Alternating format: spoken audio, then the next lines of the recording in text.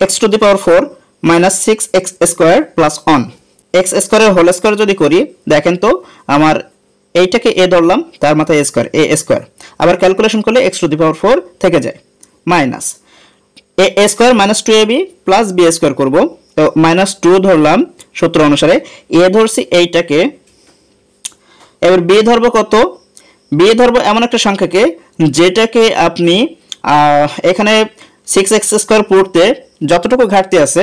ততটুকু আপনার মানে কনভার্ট করতে আপনার এখানে যত গুণ করা লাগে সেটা আমরা বি ধরবো নিয়ম হলো এটা কিন্তু এইখানে যদি আমি 3 দিয়ে গুণ করে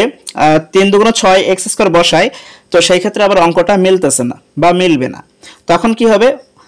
আপনাকে ফাংশনের টাইপে অঙ্কে চলে যেতে হবে ওই টাইপে যেতে গেলে অনেক বড় হয়ে যাবে তার থেকে বরং শর্টকাট আরেকটা করেন সেটা হলো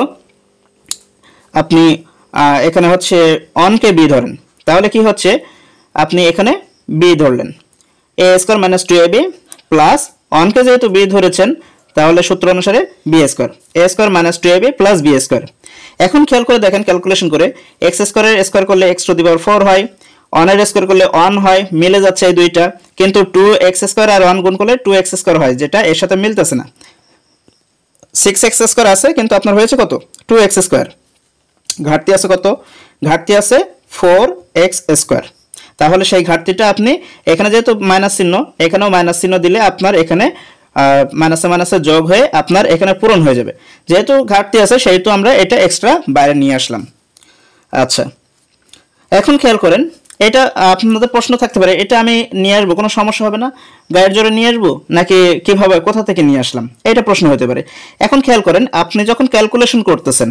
এখানে ক্যালকুলেশন করার সময় এক্স স্কোয়ারের স্কোয়ার করলে x4 হয়ে যাচ্ছে অনের স্কোয়ার করলে 1 থেকে যাচ্ছে 2x স্কোয়ার আর 1 গুণ করলে 2x স্কোয়ার হচ্ছে কিন্তু আছে 6x স্কোয়ার কিন্তু এখানে যে বাকি 4টা x স্কোয়ার আছে তাহলে তাকে কোথায় দেবেন তাকে কি ফেলে দিবেন না সেটাকে আপনাকে এই লাইনের সাথে সংযুক্ত হিসেবে দেখায় দেবেন তাহলে যখন ক্যালকুলেশন করবেন এই লাইনের সাথে মিলে গেল ক্যালকুলেশনে ফলাফল মিলে গেল এটা অনেকটা হয়েছে এরকম যে আপনার হচ্ছে অ্যাক্টিভ থেকে আপনার প্যাসিভ বা আপনার হচ্ছে নেগেটিভ অ্যাফার্মেটিভ এগুলো করতে বলে না তো অ্যাফার্মেটিভ নেগেটিভের কথা চিন্তা করেন অ্যাফার্মেটিভ সেন্টেন্সকে মানে হ্যাঁ বোধক বাক্যকে এমন ভাবে আপনাকে না বোধক বানাতে হবে যাতে আপনার অর্থটা একই থাকে ঠিক সেই রকম এখানে কনভার্ট করে এমন ভাবে সাজিয়ে নিলাম যাতে আপনার ক্যালকুলেশন করলে মান এইটাই থাকে এবার আমরা এখানে কি করব a square - 2ab + b square এইটুকু a square - 2ab + b square এইটার শর্ট ফর্মে নিয়ে আসব কি হবে a - b whole square a - b whole স্কয়ারের ফুল ফর্ম হলো a square - 2ab + b square এবার a - আছে থাকলো 4x এটাকে যদি ভাঙেন 2x এর হোল স্কয়ার করলে দেখেন তো এটা হয় কিনা 2 স্কয়ার করলে হয় 4 x এর স্কয়ার করলে হয় x স্কয়ার সেম আচ্ছা এইটাকে পুরোটাকে a ধরেন এইটাকে b ধরেন a স্কয়ার - b স্কয়ার তাহলে হবে কি a স্কয়ার - b স্কয়ারের সূত্র কি a + b * a - b a + b যেহেতু ফার্স্ট ব্র্যাকেট দিয়েছেন আর ফার্স্ট ব্র্যাকেট দেওয়া যাবে না এবার second bracket a + b into a minus b a কোনটা